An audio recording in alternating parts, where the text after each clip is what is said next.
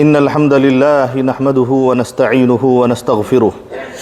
الحمد لله رب العالمين والصلاة والسلام على أشرف الأنبياء والمرسلين وصلى الله على نبينا محمد وعلى آله وصحبه ومن تبعهم بإحسان إلى يوم الدين. أما بعد فأوصيكم عباد الله ونفسي بتقوى الله فبها تطمئن قلوبكم وتزكو نفوسكم وتسعدون يوم لقاء ربكم. يا أيها الذين آمنوا اتقوا الله ولتنظر نفس ما قدمت لغد واتقوا الله إن الله خبير بما تعملون. حاضرین جمعہ، آج بروز جمعہ بتاریخ 23 ذوالقعدہ سن 1445 ہجری مطابق 31 مئی سن 2024 متحدہ عرب امارات میں خطبہ جمعہ کا عنوان اور موضوع ہے دینداری اور صحت و عافیت والی طویل زندگی ایک اللہ کی بہت بڑی نعمت ہے. میرے نمازی بھائیوں، عزیز دوستو، بلا شبہ صحت و عافیت بہت عظیم الشان اللہ کی نعمت ہے. در حقیقت عمر انسان کی زندگی کا سرمایہ ہے اور یہ اللہ جل جلالہ کی عطا کی ہوئی انتہائی قیمتی دولت ہے. اللہ رب العزت نے اپنی کتاب مبین میں عمر کی قسم کھائی ہے اور صحت کی قسم کھائی ہے، اور نبی کریم صلی اللہ علیہ وسلم نے اس نعمت کے زائل ہونے سے پہلے ہمیں اس کی حفاظت کی تاکید کی ہے.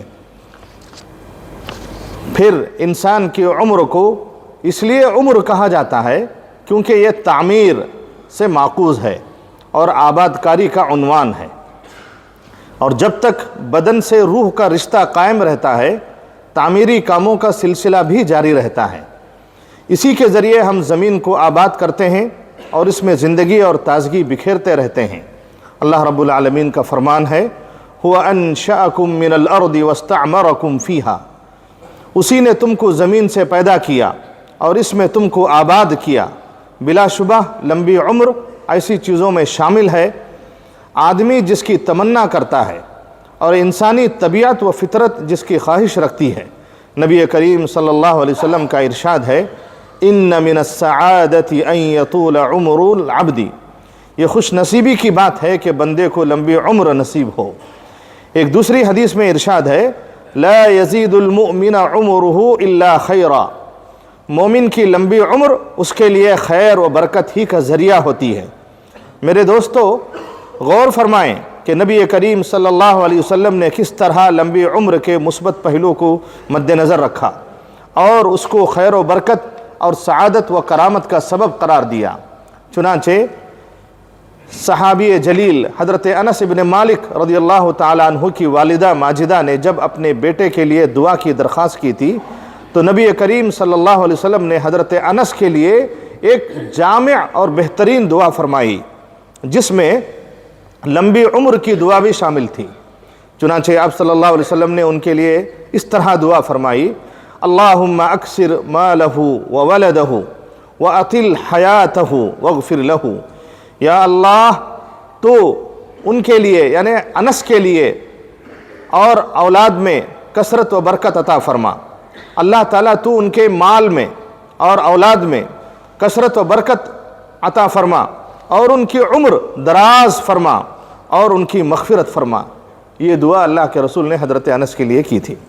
اللہ کے نیک بندو، میرے پیارے بھائیوں، مومن بندے پر لازم ہے کہ وہ اپنی زندگی اور اپنی عمر کا صحیح استعمال کرے، اپنے رب کی اطاعت و عبادت کرے، خوب کثرت سے مفید اور اچھے کام کرے، اپنی زندگی کے مقاصد پورے کرے، اپنے علاقہ اور اپنے شہر اور اپنے وطن کی تعمیر و ترقی کی کوشش کرے، وطن کی تہذیب کو فروغ دینے میں حصہ لے اور اپنے تجربات اور مشاہدات سے لوگوں کو فائدہ پہنچائے. حضرت ابو بکرہ سے مروی ہے کہ ایک صحابی نے دریافت کیا یا رسول اللہ سب سے بہتر آدمی اس دنیا میں کون ہے؟ تو آپ صلی اللہ علیہ وسلم نے ارشاد فرمایا من طال عمرہ وحسن عملہ، جس کی عمر لمبی ہو اور اس کے اعمال اچھے ہوں. عمر اور زندگی کی اسی اہمیت کی بنا پر نبی کریم صلی اللہ علیہ وسلم اپنے رب سے صحت و عافیت کا سوال کیا کرتے تھے چنانچہ آپ صلی اللہ علیہ وسلم یہ دعا کیا کرتے تھے، اللہم متعنا باسماعنا وابصارنا وقوتنا ما احییتنا واجعلہ الوارث منا۔ یا اللہ تو جب تک ہمیں زندہ رکھ، ہمیں اپنے کانوں اور اپنی آنکھوں اور اپنی قوتوں سے فائدہ اٹھانے کا موقع عنایت فرما، اور ان سب نعمتوں کو ہماری موت تک باقی رکھ۔ آئیے ہم بھی دعا کریں، یا اللہ ہماری عمروں میں خیر و برکت نازل فرما، اور ہمیں جسمانی صحت و عافیت سے فائدہ اٹھانے کا موقع عنایت فرما، ہمارے ملکوں میں امن و امان قائم و دائم رکھ، اور ہمیں اپنے فرمان پر عمل کی توفیق عطا فرما۔ یا ایھا الذین آمنوا اطیعوا اللہ واطیعوا الرسول واولی الامر منکم۔ اقول قولی ھذا واستغفر اللہ لی ولکم۔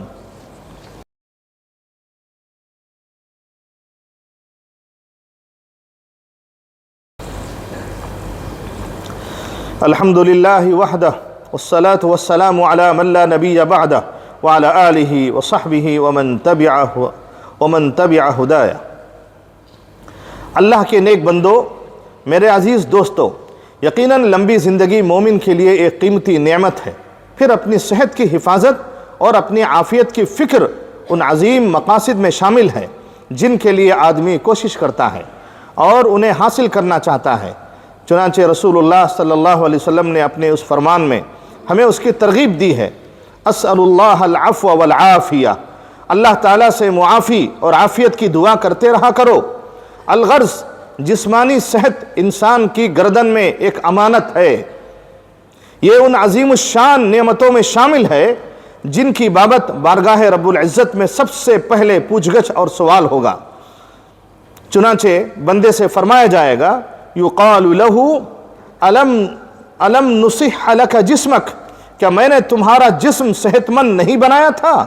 تو اللہ کے نیک بندو، تندرستی کی نعمت کو غنیمت جانو اور اس کی خوب قدر کر لو، اور حفظان صحت کے اصول و اسباب پر دھیان دو، اور یہ خیال رکھو کہ اس سلسلے میں جو اقدامات کیے جاتے ہیں ان میں پہلے نمبر پر یہ ہے کہ صحت کو نقصان سے بچانے والی ہر چیز سے دور رہنا، اور تندرستی کی حفاظت کرنے والے امور کو اختیار کرنا، مثلا کھانے پینے میں احتیاط و اعتدال سے کام لینا، اور مسلسل واکنگ اور چہل قدمی کرنا۔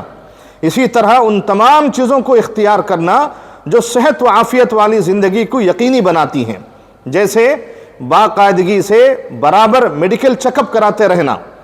آج میڈیکل سائنس کافی ایڈوانس ہو چکی ہے، اور بیماریوں کی علامات کی تشخیص اور ان کے علاج کے سلسلے میں کافی ترقی ہو چکی ہے۔ ہمیں ان ترقیات سے خوب فائدہ اٹھانا چاہیے تاکہ ہر قسم کے امراض سے ہماری حفاظت ہو، یا پھر شروع ہی میں ان کا باقاعدہ علاج ہو جائے۔ میرے دوستو، صلہ رحمی کر کے اپنی معاشرتی صحت پر بھی دھیان دو، پاکیزہ اخلاق کا اہتمام کرو، اور ہر ایک سے اچھا برتاؤ کیا کرو۔ اسی طرح مثبت سوچ کے ذریعے اپنی ذہنی اور نفسیاتی صحت پر بھی توجہ دو، مایوسی اور اندیشوں سے بچو، اور رنج و غم کے اسباب سے دور رہنے کی کوشش کرو، کیونکہ یہ صحت کے لیے انتہائی خطرناک ہے، اور اس سے جسمانی قوت تباہ و برباد ہو جاتی ہے۔ اسی لیے نبی رحمت صلی اللہ علیہ وسلم نے اس سے پناہ مانگی ہے۔ چنانچہ آپ صلی اللہ علیہ وسلم بکثرت یہ دعا پڑھتے تھے، اللہم انی اعوذ بک من الہم والحزن، یا اللہ میں غم اور فکر سے تیری پناہ چاہتا ہوں۔ تو آئیے ہم بھی اس دعا کا اہتمام کریں اور نبی کریم صلی اللہ علیہ وسلم کی مکمل پیروی کریں۔ وصلی اللہم وسلم وبارک علی سیدنا و نبینا محمد وعلی آلہ وصحبہ اجمعین، ورضی اللہم عن الخلفاء الراشدین وعن سائر الصحابة الاکرمین۔ اللہم ارزقنا صحة فی ابداننا وعافیة فی اجسادنا ومتعنا بأسماعنا وأبصارنا وقوتنا ما أحييتنا۔ اللهم أدم على دولة الإمارات الأمان والاستقرار والرقي والازدهار، وعم العالم بالرحمة والسلامة۔ اللهم ارحم المسلمين والمسلمات والمؤمنين والمؤمنات الأحياء منهم والأموات۔ اللهم انصر الإسلام والمسلمين في غزة وفي فلسطين وفي أنحاء العالم۔ اللهم أيد المستضعفين من المؤمنين والمؤمنات۔ عباد الله، اذكروا الله العظيم الجليل يذكركم، واشكروه على نعمه يزدكم، وأقيموا الصلاة۔